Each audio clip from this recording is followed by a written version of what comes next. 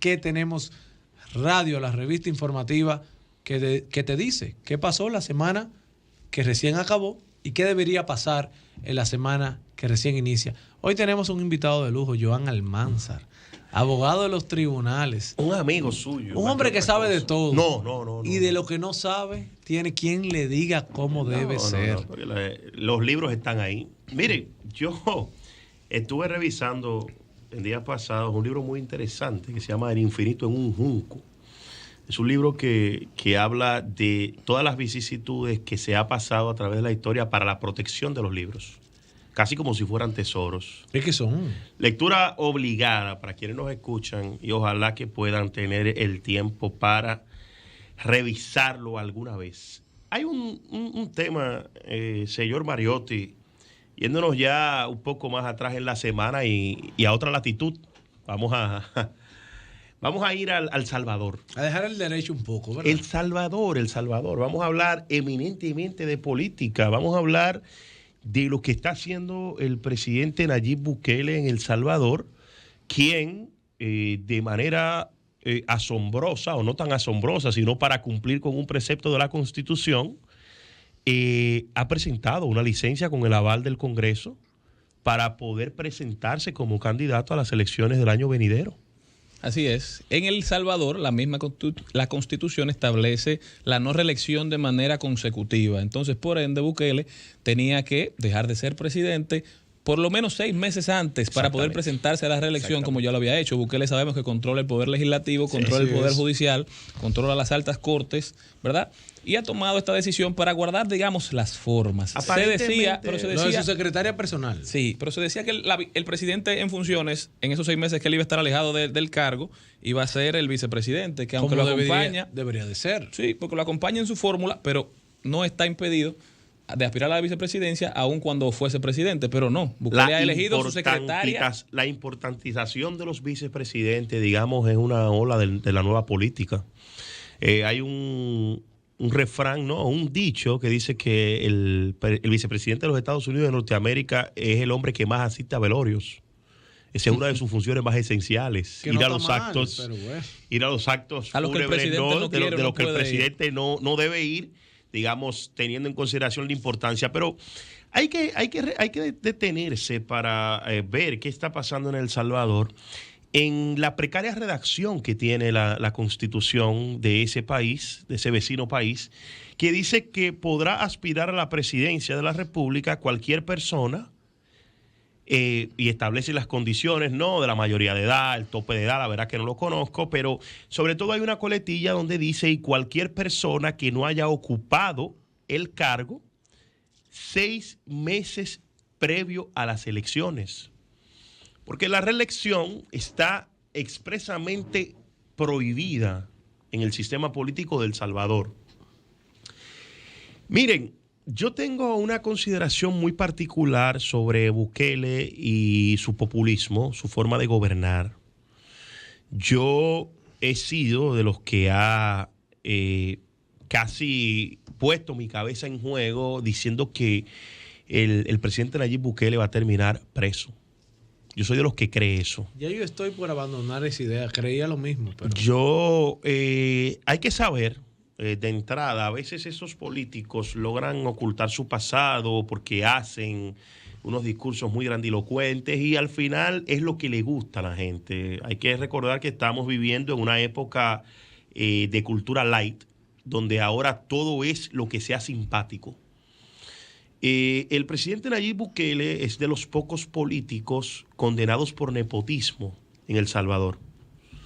Antes de ser presidente de la República de El Salvador, el presidente Bukele era alcalde de su capital, San Salvador, y fue condenado por un tribunal administrativo de ese país por nepotismo, por haber designado como secretario general del ayuntamiento nada más y nada menos que a su hermano. A su hermano. Entonces, y así ha gobernado El Salvador como presidente. Y así ha gobernado El Salvador. Hermanos y primos. Así ha gobernado El Salvador y él, como si se tratara de un videojuego. Se pareciera a una institución del país.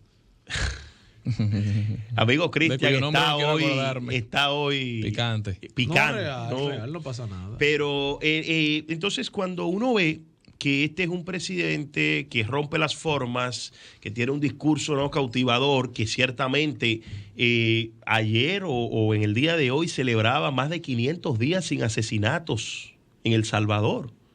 Es un hecho histórico, ¿no? Aplaudible. Y es difícil, es muy difícil cuestionar lo que funciona, aunque los métodos no sean los mejores. Pero interesante es quién es esta joven, que uno dice la secretaria personal, pero ella, Claudia Juana, no es política. Ni le interesa. Ni nunca le interesó. Ella estaba en el área financiera de la empresa de publicidad de la familia de Bukele y luego él se la lleva para su primera alcaldía. Luego pasa a ser su encargada del área financiera cuando es alcalde de San Salvador. Y ahora en la presidencia también se encarga de áreas que tienen que ver con finanzas. La pone a ella porque aparentemente es una persona que goza de toda su confianza. Pero él tenía la obligación de someter una terna para que lo sustituyera. Y solamente la sometió a ella para ser electa. Entonces hay muchas oscuridades, pero yo creo que eso nadie lo sorprende. Pero el problema con eso, Joan, y perdón, que yo no sé si él va a caer preso. Pero el problema con eso, de lo que está haciendo Bukele, es que cuando tú eliminas todo el sistema de contrapesos y la gente te lo permite, te lo aplaude porque entiende que lo que estás haciendo es necesario, porque lo que le estás haciendo es simpático y funciona. Cuando eso deja de hacer así, cuando la gente deja de parecerle simpático, cuando los métodos autócratas dejan de funcionar, entonces es muy difícil salir de los dictadores, es muy difícil volver a estabilizar una nación. Y esa es mi gran preocupación. Eso es, lo que pasa con eso es que eso responde mucho a aquella fábula que decía, un día vinieron a maltratar a los moros y no hicimos nada porque no éramos moros. Claro.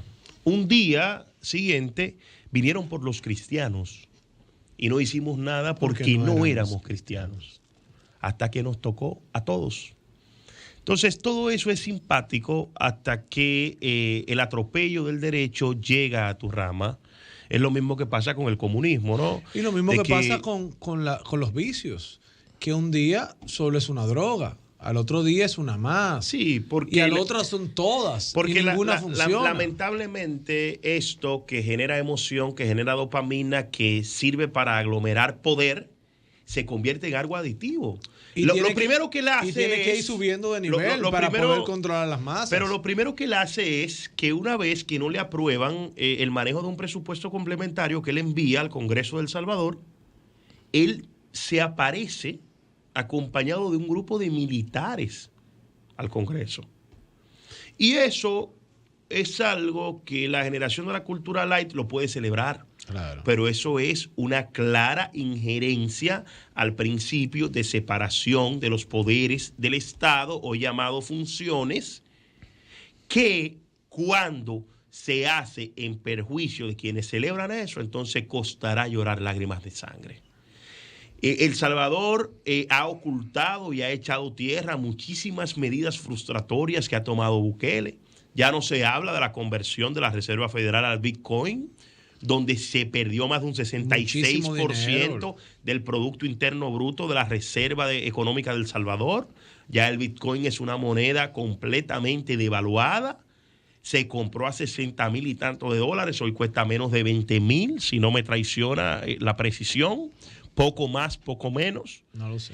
Pero yo creo que el presidente Bukele, que sigue siendo un presidente muy bien valorado por su pueblo, es un presidente que va a tener que enfrentar lo duro de haber destruido a su conveniencia la poca vida institucional que tenía El Salvador. Y mira, yo creo que en esto me adhiero a la posición del señor Morel cuando se refiere a la responsabilidad que tenemos como clase política con la sociedad de actuar de manera correcta. Claro, porque ese es el principio que nosotros debemos enarbolar aquí y donde quiera. Porque, ¿qué sucede? Los Bukeles del mundo, los Milei del mundo, aunque puedan parecer simpáticos, representan grandes riesgos y ojalá y a sus países les vaya de la mejor manera posible. Pero decía Juan Bosch que a República Dominicana los temas latinoamericanos, los fenómenos latinoamericanos duraban para llegar, pero que siempre llegaban. Sí, sí. Entonces creo que es nuestra responsabilidad de los que intentamos hacer política, mandarle un mensaje claro a la sociedad. Respetarnos de que también. queremos hacerlo de la manera más clara, de la manera más transparente y de la mejor manera posible. Pero señores, vamos a volver al país. ¿Usted tenía algo? No, vamos siguiendo a volver, su comentario. Vamos a volver al país y tenemos que volver a comentar lo que está pasando con el contrato de Aerodón, señores. Pistas públicas que han sido sumamente, digamos, visitadas. Campos de guerra para quienes convocan y para quienes asisten también. Ahí se ha visto de todo, una sociedad indignada también, gente con muchos intereses también que esperó durante décadas la oportunidad de ser parte de un proceso de licitación. Yo tengo mis criterios muy particulares. No, hay que ver de qué parte está. No, yo estoy de la parte del avance del país. ¿Cuál es esa? La parte del avance del país es la que ciertamente ver en retrospectiva, 30 años atrás, la actividad aeroportuaria dominicana como es hoy, no, pero es muy fácil. Estamos hablando de un contrato que ha sido renovado 7 años antes. Sí, pero es un contrato... Hablemos de eso. Vamos a ver, es un contrato que fue renovado o cuya renovación se anunció con fines eminentemente electoreros. Bueno, pues ya. Puedo apagar mi micrófono. Partimos de esa idea. Pero mire a lo que yo me quiero referir. Yo me quiero referir a la andanada de críticas que viene saliendo del oficialismo y que ahora se utiliza como justificación de que el anterior lo hizo peor para yo poder explicar lo que estoy haciendo mal en el momento. También se evidencia en unas declaraciones que dio la señora Milagros Ortiz Bosch, desafortunadas, una señora con ese respeto, una señora con su trayectoria diciendo que si en el momento en el que el candidato del PLD se hubiera referido a las designaciones políticas de sus gobiernos, otra fuera la suerte de la justicia. No, pero fue por otro comentario. Señora, sí, pero yo quiero aprovechar porque yo quiero decirle, mire, señora Milagros Ortiz Bosch, nada de lo que haya pasado en el pasado justifica que se siga haciendo las cosas mal en perjuicio de este pueblo. Cerrado ese comentario. Señores, pero lo que ha llamado la atención, porque ya en la semana pasada hablamos de que el contrato había sido firmado 7 años antes de que se hizo una concesión por 30 años más, con muchísimos postulados a futuro, que era mejor esperar que se concluyera el contrato y entonces abrir a competencia la concesión. ¿Será que nadie ha vivido alquilado? ¿Quién renueva un contrato 7 años antes? Pero yo creo que... Las condiciones podían variar inmensamente, los ingresos del país podían variar inmensamente. Pero aquí ni un matrimonio puede garantizarse ni asegurarse 7 años antes. Señores, miren a Greenberg. Ya. ¿Por qué es que nosotros queremos venir aquí a analizar las cosas de manera aislada? Miren a Greenberg. Yo quiero que se sepa que hay un dato interesantísimo en esa Greenberg que justifica. ¿O no, la Greenberg? Greenberg, yo no soy la persona que debe cuestionar la reputación de Greenberg. Yo lo que quiero es, y vamos a volver al tema interesantísimo de la renovación que se hace a destiempo. Miren lo que dice Greenberg. Greenberg, en el escenario real de todos los dominicanos, otorga un 44% al presidente Abinader, un 29% a Leonel Fernández y un 18% al candidato Abel Martínez. Sin embargo, hay en esa encuesta una lámina de dice esas... 22 Abel Martínez. No, hay una lámina de esas encuestas que no siempre están sometidas al escrutinio popular porque se dejan por debajo. Miren lo que revela Greenberg. Y es la lámina número 6. Y habla del voto que se tiene en la población por el nivel de ingresos. Hay que saber que en la República Dominicana, según la información de la OIT, más del 80% de los empleados formales devengan un salario inferior a 25,000 pesos mensuales. Dicho eso, en esa lámina número 6 de esa firma encuestadora, de cuya reputación nosotros no dudamos, dice que en el rango que percibe ingresos inferiores a 150,000 pesos mensuales, el 36% de la población consultada votaría por Luis Abinader. ¿Cuánto? El 36%. El 33% votaría por el doctor Leonel Fernández y el 21% por el candidato Abel Martínez. ¿Qué promedio de ingreso? Menor a 150,000. Lo primero es que en mi escaso conocimiento de eso, creo que se trata de un rango muy elevado, tomando en Es como consideración, el tope, tomando en claro. consideración que el 82% de la empleomanía informal deben un salario inferior a 25,000 pesos. No, y que el salario promedio, por ejemplo, en el Distrito Nacional de la circunscripción 1 y la mitad de la 2 es de 40,000 pesos. Yo creo que ese ingreso, Cristian, y ahora te voy a pedir, por la hermandad que nos une, que verifiques ese dato, porque a lo mejor ese es el ingreso promedio de una familia, no particular. No particular. De la 1 y la 2. Me parece De la muy cir- elevado. A lo mejor la 1 tiene de una la incidencia muy circunscripción fuerte 3 sobre es eso. 15,100 pesos. Ok. ¿Qué dice? Que en el rango que devenga de 150,000 a 400,000 pesos, un 48% votaría por Abinader, un 26% votaría por el doctor Fernández y un 16% por el Abel Martínez. Más de 400,000 pesos, 49% por Abinader, 28% por Leonel y un 12% por Abel.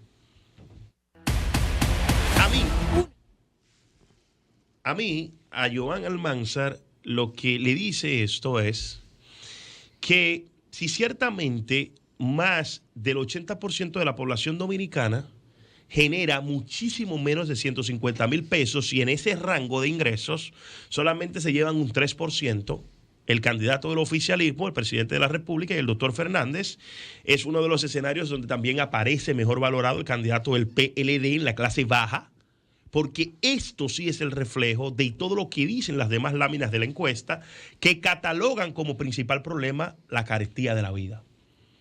Ahora sí hay una coincidencia entre las láminas de esta encuesta y lo que se traduce en la simpatía del voto. Por primera vez lo veo en una encuestadora. Ahora sí se entra en la recta final de esos instrumentos.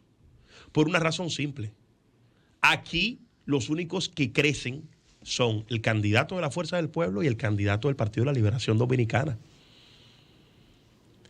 El presidente sigue con su tendencia a la baja, con una grave dificultad, Pero también, que es el que toma decisiones todos los días que pueden beneficiar, pero también afectar al conglomerado. pero también creo, Joan, que medir al candidato del PLD sin medir el partido Es un error. es una afrenta. Es un error. O sea, es no querer ver los resultados reales. ¿Por qué Cristian. entre esas láminas de esa encuesta no se miden los partidos? Cristian. Porque aquí hay mucha gente todavía, desde esa gente que era vota Colorado, no importa quién sea, después que muere Balaguer, De las estructuras. que Cristian pasa al PLD, esa y Charlie. estructura como casi completa. Leonel.